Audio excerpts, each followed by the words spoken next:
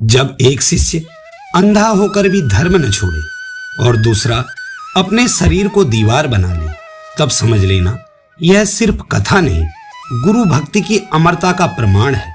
सनातन भारत की आत्मा को समझना हो तो महाभारत सिर्फ पढ़ो मत, उसे अनुभव करो। और उसी अनुभव की एक दिव्य झलक है महाभारत के आदि पर्व की यह गुरु शिष्य परंपरा की कथा। प्रस्तुत है गाथा बाई हीरा पर।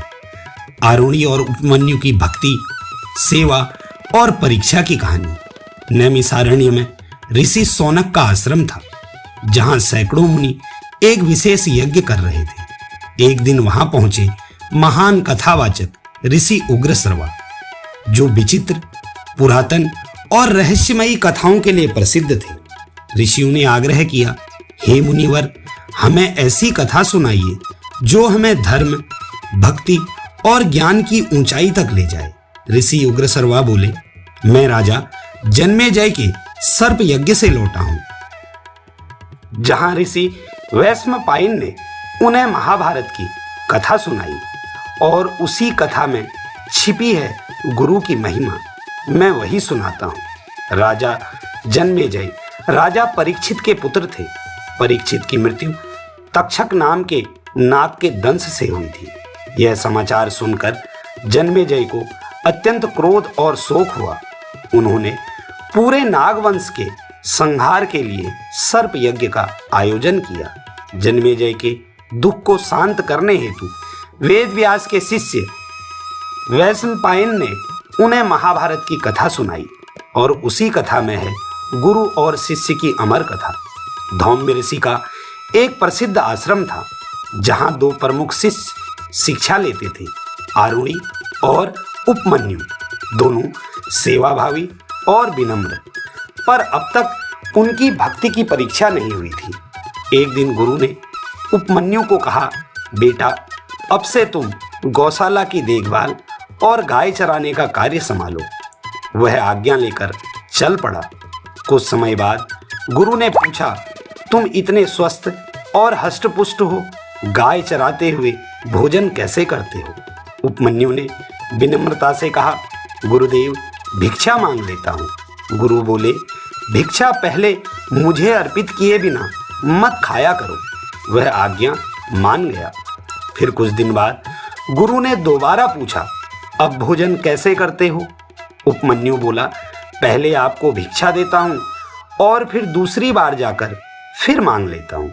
गुरु ने डांटते हुए कहा, यह भी अनुचित है।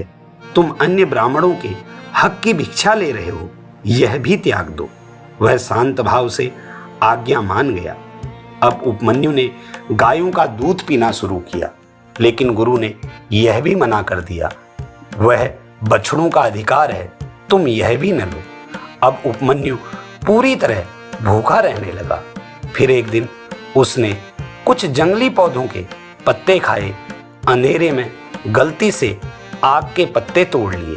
उनका निकला दूध आंखों में चला गया और उपमन्यु अंधा हो गया।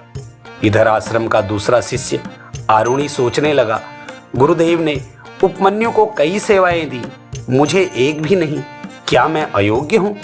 एक दिन जब बादल गरजने लगे और बारिश शुरू हुई, गुरु ने आदेश दिया, आरुणि, खेत की मेड़ टूट रही है, जाकर बांध दो। आरुणि दौड़ पड़ा।